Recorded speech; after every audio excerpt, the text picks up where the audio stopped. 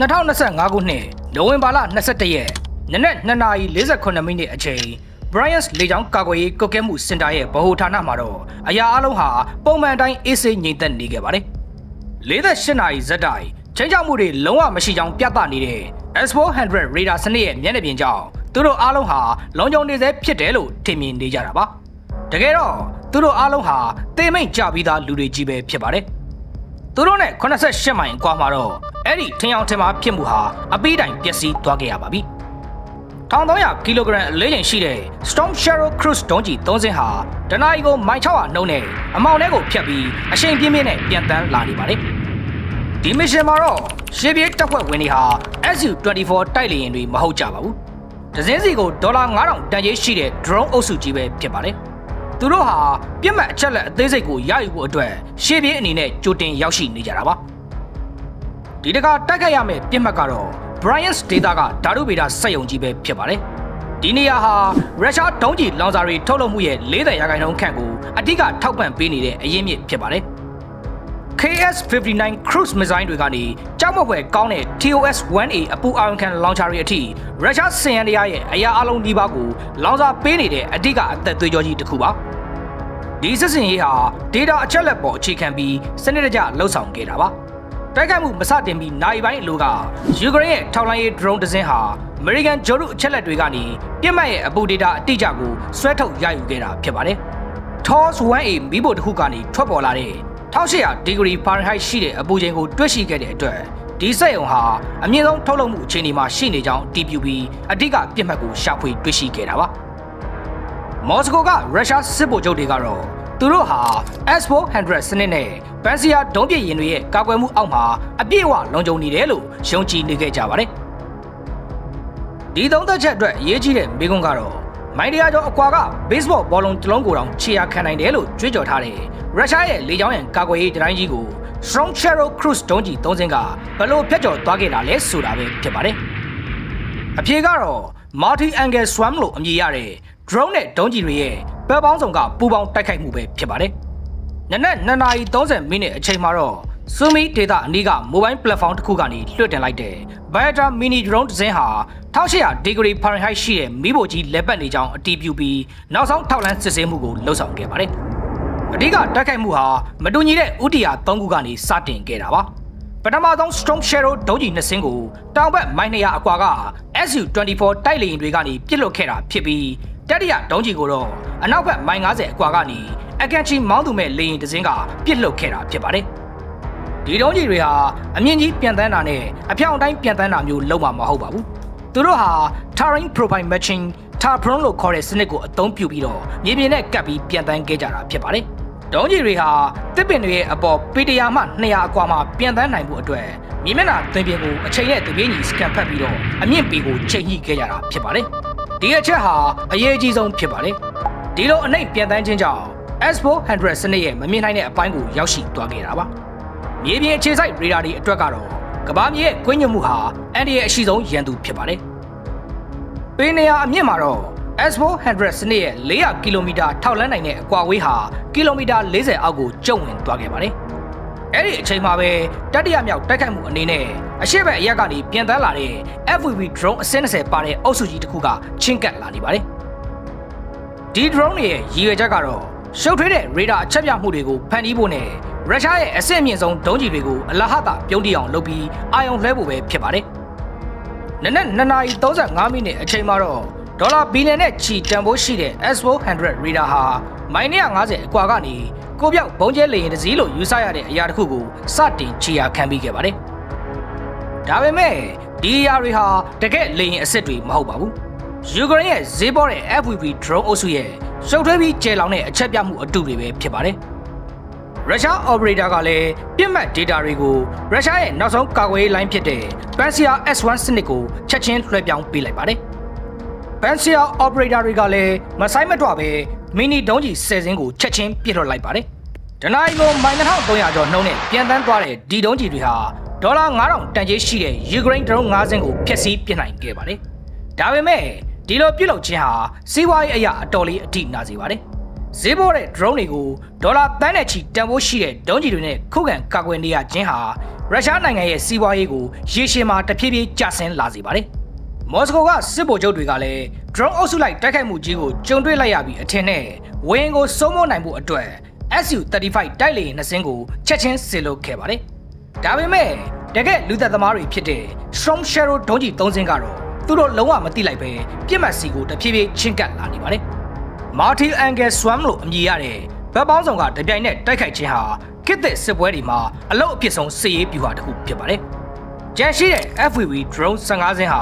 ရိုးရှင်းတဲ့အချက်ပြမှုစစ်ထုတ်ခြင်းနည်းပညာ filtering algorithm ကိုအသုံးပြုတဲ့အဆင့်မြင့် software စနစ်ကိုအသက်သွင်းလိုက်ပါတယ်။ဒီ software ဟာဒေါ်လာ9000တန် FPV drone တွေကိုရုရှားရဲ့စက်ကိရိယာတွေပေါ်မှာဒေါ်လာ 1.5 သန်းတန်ဖိုးရှိတဲ့ Storm Shadow Cruise ဒုံးကျည်တစ်စင်းလိုအတိအကျပုံရိပ်ပုံဖန်တီးပေးနိုင်ပါတယ်။အကြီးဆုံးနဲ့အများဆုံးပြစ်မှတ်တွေကိုဦးစားပေးဖို့ဒီဇိုင်းထုတ်ထားတဲ့ Passia စနစ်ရဲ့ကွန်ပျူတာစနစ်ဟာချက်ချင်းဆိုသလိုပဲအလိမ်ခံခဲ့ရပါတယ်။ Operator တွေဟာလည်းချင်းကပ်လာနေတဲ့ Cruise ဒုံးကျည်15စင်းကိုတွေ့မြင်ခဲ့ရပြီးတော့ပြစ်ခတ်ဖို့အတွက်တွက်ချက်မှုတွေကိုရှုပ်ထွေးစွာစတင်လှုပ်ဆောင်ခဲ့ရပါတယ်။ Passia စနစ်ကပြစ်မှတ်အတုတွေကိုပြစ်ချဖို့ရုန်းကန်နေရခြင်းမှာတကယ် Storm Shadow ဒုံးကျည်3စင်းကတော့တိတ်ဆိတ်ခရီးဆက်လာနိုင်ခဲ့ပါတယ်။ဒါပေမဲ့ရုရှားမှာနောက်ဆုံးပေါ်ဖဲတစ်ခုရှိနေပါသေးတယ်။အဲ့ဒါကတော့သူတို့ရဲ့ Krasukha for Electronic လှိုင်းနောက်ဆက်ရေးယာဉ်တွေပဲဖြစ်ပါတယ်။ရုရှားကုကဲတံမှုဟာအရေးနှိမ့်နေကြောင်းသိလိုက်ရတာနဲ့နောက်ဆုံးကာကွယ်ရေးအလွှာကိုအသက်သွင်းလိုက်ပြီး GPS အချက်ပြမှုတွေကိုဖျက်ဆီးကာဒုံးကျည်တွေကိုချက်ချင်းအဆက်အသွယ်ပြတ်တောက်သွားပြုလုပ်နိုင်မှုအတွက်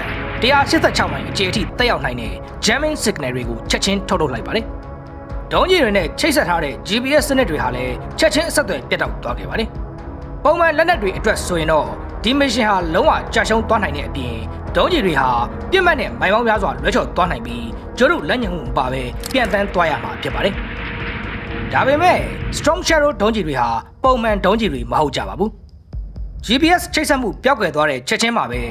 သူ့ရဲ့ Inertial Navigation System INS နဲ့ Digital Scene Machine DSM စနစ်ကိုပေါင်းစပ်ထားတဲ့အရန်လမ်းကြောင်းပြစနစ်ကိုအလိုလျောက်ပြောင်းလဲသွားခဲ့ပါတယ်။ GPS စနစ်ဟာဂျိုးတို့ကအချိန်နဲ့တပြေးညီလမ်းညွှန်မှုကိုလိုအပ်ပြီး INS စနစ်ကတော့လွတ်တင်ချိန်ကစတင်တဲ့အရွေတိုင်းကိုခြေရာခံနိုင်ပြီးအလွန်တိကျတဲ့အတွင်းပိုင်းတန်လိုက်အိမ်မြောင်နဲ့အကွာအဝေးတိုင်းကိရိယာတွေကိုချိတ်ဆက်အသုံးပြုရတဲ့ခေတ်ဟောင်းနည်းပညာတစ်ခုဖြစ်ပါတယ်။ DSM စနစ်ကတော့နောက်ဆုံးအတည်ပြုချက်ကိုပေးပါတယ်။ဒီစနစ်ဟာပြစ်မှတ်တီနေယာရဲ့ Google Street View တစ်ခုလုံးကိုကြိုတင်ထည့်သွင်းထားတာနဲ့တူပါတယ်။ဒုံးကျည်တွေဟာပြစ်မှတ်ရဲ့ဓာတ်ရိုက်ပုံရိပ်ကိုရိုက်ယူပြီးကြိုတင်ထည့်သွင်းထားတဲ့ဂျိုးတို့ data တွေနဲ့ကိုက်ညီအောင်ပြုလုပ်ခါဂျိုးတို့လမ်းညွှန်မှုပါပဲ10ပေရောက်တိကျမှုနဲ့နောက်ဆုံးလမ်းကြောင်းကိုမှန်ကန်အောင်လှုပ်ဆောင်နိုင်ခဲ့ပါတယ်။ဒါကြောင့်ပဲ Krasukha Force နဲ့ပြင်းထန်တဲ့လက်စစ်တန်လာလိုင်းတိုက်ခိုက်မှုကြီးကိုကောင်းကောင်းကြီးအန်တုနိုင်ခဲ့တာဖြစ်ပါတယ်။ Su-35 တိုက်လေယာဉ်တွေဟာပြစ်လွတ်ခဲ့တဲ့ယူကရိန်းတိုက်လေယာဉ်တွေကိုလိုက်လံရှာဖွေနေကြပြီး Pansia အဖွဲ့သားတွေဟာလည်းပြစ်မှတ်အတုတွေမှန်သိရှိသွားတဲ့အတွက်နောက်ထပ် FPV drone 3စင်းကိုထပ်မံဖျက်ဆီးပစ်လိုက်ပါတယ်။နနက်2:50မိနစ်အချိန်ရုရှားတိုက်လေယာဉ်တွေနီးကပ်လာပြီး electronic စစ်စင်ရေးစနစ်တွေအပြည့်အဝအလုပ်လုပ်နေချိန်မှာတော့ယူကရိန်းဟာသူ့ရဲ့တန်ဖိုးအကြီးဆုံးကတ်ကိုထုတ်သုံးလိုက်ပါတယ်။အသက်ဆောင်ဆိုင်နေကြတဲ့ MiG-29 တွေဟာလည်း ADM-160 MEL ဒုံးကျည်တွေကိုပစ်လွှတ်လိုက်ပါတယ်။ဒီဒုံးကျည်တွေဟာယူကရိန်း Su-24 တိုက်လေယာဉ်တွေနဲ့ထပ်တူကြတဲ့ပြစ်မှတ်အတုတွေကိုဖန်တီးပေးနိုင်တဲ့စူပါကွန်ပျူတာတွေပဲဖြစ်ကြပါတယ်။တစ်ချိန်တည်းမှာပဲသူတို့ဟာ HAM ဒုံးကျည်တွေကိုလည်းပစ်လွှတ်ခဲ့ပါတယ်။ဒီအထူးလက်နက်တွေဟာလေယာဉ်တွေကိုတိုက်ခိုက်ဖို့မဟုတ်ပါဘူး။ရေဒါချေမှုန်းရေးဒုံးကျည်တွေပဲဖြစ်ပါတယ်။သူတို့ဟာပြစ်မှတ်တွေကိုချိန်ရစရာမလိုပဲရေဒါလိုင်းတွေကတဆင့်ခြေရာခံနိုင်ပြီးအနည်းဆုံးရေဒါတွေကိုအလိုလျောက်ချေမှုန်းပစ်နိုင်ပါတယ်။ရလဒ်ကတော့တကယ်ထိရောက်မှုရှိခဲ့ပါတယ်။ရုရှားလေယာဉ်မှုတွေဟာဒီကွိုင်းအနေနဲ့ပစ်လွတ်ခဲ့တဲ့ MEL ဒုံးကျည်တွေကိုယူကရိန်းတိုက်လေယာဉ်တွေအထင်နဲ့လိုက်လံတိုက်ခိုက်ဖို့ကြိုးစားနေကြပါတယ်။မြေပြင်က S400 operator တွေကတော့သူတို့ရဲ့စနစ်တွေကို HAM ဒုံးကျည်တွေနဲ့ပြစ်မှတ်ထားခြင်းခံရတာကိုမြင်လိုက်ရတဲ့အခါကာကွယ်ရေးအနေအထားကိုပြောင်းလဲပြီးသူတို့ရဲ့ရေဒါချိတ်ဆက်မှုတွေကိုဖျက်တောက်ခဲ့ရပါတယ်။ရလဒ်ကတော့ရေဒါတွေလုံးဝမရှိတော့တဲ့အဖိုးတန်လမ်းကြောင်းကြီးတစ်ခုကိုဖွင့်ပေးနိုင်ခဲ့တာပါ။ဒါကနေတိုးလေကြောင်းတိုက်ခိုက်မှုကိုခံနိုင်ရရှိအောင်ဒီဇိုင်းထုတ်ထားတဲ့ရုရှားရဲ့လေကြောင်းကာကွယ်ရေးကွန်ရက်ကိုဈေးပေါ်တဲ့ drone တွေနဲ့အထူးပြုလုပ်ထားတဲ့ဒီကွိုင်းဒုံးကျည်တွေကပေါင်းဆက်ပြီးဖျက်ဆီးပစ်ခဲ့တာဖြစ်ပါတယ်။တကယ် Storm Shadow ဒုံးကျည်3စင်းကတော့အနောက်ချက်လုံးဝမရှိတော့ဘဲ Bryant's Data ကစက်ရုံကြီးစီကိုတိတ်ဆိတ်ချင်းကပ်လာနေပါတယ်။ဒါအပြင်ဒုံးကျည်တစ်ခုစီကို mission အတွက်အရေးပါတဲ့ပြစ်မှတ်တွေကိုတတ်မှတ်ပေးထားပါတယ်။အဓိကပြစ်မှတ်တွေကတော့လောင်စာကိုတောင်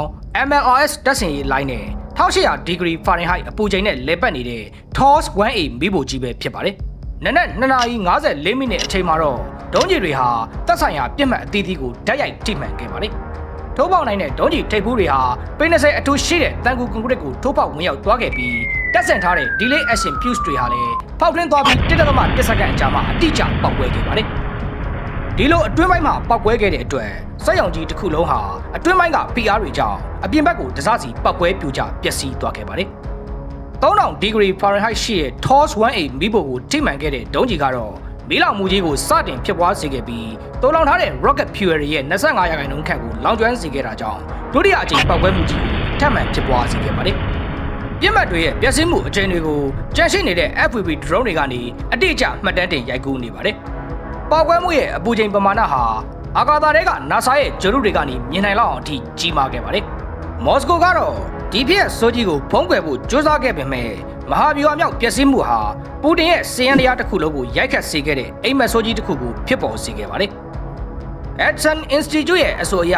ဒီစက်ရုံကြီးရဲ့ပျက်စီးမှုဟာရုရှားရဲ့အမြောက်လက်နက်တွေအတွက်လိုအပ်တဲ့လောင်စာတွေထောက်ပံ့မှုရဲ့40%ခန့်ကိုချက်ချင်းပြတ်တောက်နိုင်လိုက်တာဖြစ်ကြောင်းအတည်ပြုပေးခဲ့ပါတယ်။ဆိုလိုတာကတော့ရုရှားရဲ့ GAT နဲ့ Oregon MLRS ဒုံးကျည်ထောင်ပေါင်းများစွာဟာလုံးဝအသုံးမဝင်တော့ဘူးဆိုတဲ့အဓိပ္ပာယ်ပဲဖြစ်ပါတယ်။တန်းဆွမြစ်ထဲကိုအစိတ်တောက်ဖြစ်စေတဲ့ဓာတုဗေဒပစ္စည်းတွေယိုဖိတ်မှုကရုရှားထောက်ပံ့ရေးကွင်းဆက်ရဲ့တမဏိကြောရိုးဖြစ်တဲ့တောင်ပိုင်းပင်မမေးရထားလမ်းကိုပါရပ်တန့်စေခဲ့ပါတယ်။92နာရီအတွင်းမှာပဲ KX-59 Cruise ဒုံးကျည်တွေအတွက်လောင်စာ20%ခန့်ပိုမိုရှားပါလာခဲ့ပါတယ်။ဒီထိတ်လန့်မှုက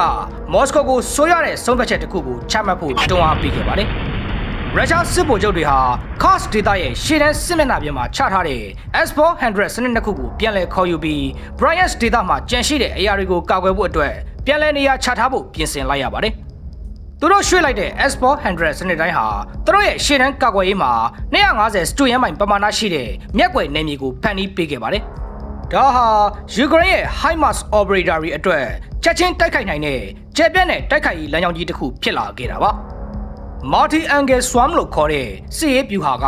drone တွေကိုအားထားရတဲ့ခေတ်သစ်စစ်ပွဲတွေမှာကြောက်စရာအကောင်းဆုံးနဲ့အထက်ရောက်ဆုံးစစ်ရေးဗျူဟာတစ်ခုဖြစ်ပါတယ်။ကမ္ဘာစူပါပါဝါနိုင်ငံတစ်ခုကိုချေမှုန်းနိုင်ဖို့အတွက်ဒေါ်လာဘီလီယံနဲ့ချီတဲ့လေတပ်နဲ့ကိုပြောက်ဘုံကျဲလေယာဉ်တွေမလိုအပ်ဘူးဆိုတာကိုယူကရိန်းကသက်သေပြခဲ့တာဖြစ်ပါတယ်။တကယ်လိုအပ်တာက smart ဒုံးကျည်အနှဲငယ်ဈေးပေါ်တဲ့ decoy drone အနှဲငယ်နဲ့ရန်သူရဲ့လုံထုံးလုံနည်းတွေအယူဝါဒတွေနဲ့အရေးကြီးဆုံးကတော့သူတို့ရဲ့မာနထောင်လွှားမှုကိုနားလည်တတ်တဲ့အသိဉာဏ်ပဲဖြစ်ပါတယ်။ယူကရိန်းဟာရုရှားရဲ့မဟာဗျူဟာမြောက်ကာကွယ်ရေးစနစ်တွေရဲ့အားနည်းချက်ကိုပေါ်ထုတ်ပြီးတဲ့နောက်မှာတော့သူတို့ရဲ့နောက်ထပ်အရေးကြီးဆုံးပြစ်မှတ်တွေကဘာတွေဖြစ်လာနိုင်မလဲ။ Donetsk ဒေသကိုထောက်ပံ့ပေးနေတဲ့မိရထားတည်ယူပို့ဆောင်ရေးအချက်ချနေရာတွေကိုပြစ်မှတ်ထားမှာလား။ဒါမှမဟုတ်အစောပိုင်းသတိပေးမှုတွေအတွက်မရှိမဖြစ်လိုအပ်တဲ့အဝေးထိန်းရေဒါစကန်တွေကိုပြစ်မှတ်ထားမှာလားဆိုတဲ့မိတ်ဆွေရဲ့တင်မြင်ယူဆချက်တွေကိုကွန်မန့်မှာရေးခဲ့နိုင်ပါတယ်။ဒီနေ့တင်ဆက်မှုကိုတော့ဒီလောက်နဲ့ပဲဒီကုန်းချုပ်ပြရစေ။မိတ်ဆွေကအခုလိုမျိုးနိုင်ငံတကာစီးရေးသတင်းတွေနဲ့ခင်မီစစ်လက်နက်ပစ္စည်းတွေအကြောင်းကိုစိတ်ဝင်စားတယ်ဆိုရင်တော့ကျွန်တော်တို့ရဲ့ Inside Digest YouTube Channel ကို Subscribe လုပ်ထားပြီးတော့ဘေးနားက Notification Bell လေးကိုလည်း on ခဲ့ပေးကြဖို့ပြောချင်ပါတယ်။နောက်ထပ်ဗီဒီယိုတွေမှာပြန်လည်ဆုံတွေ့ကြပါစို့လားဗျာ။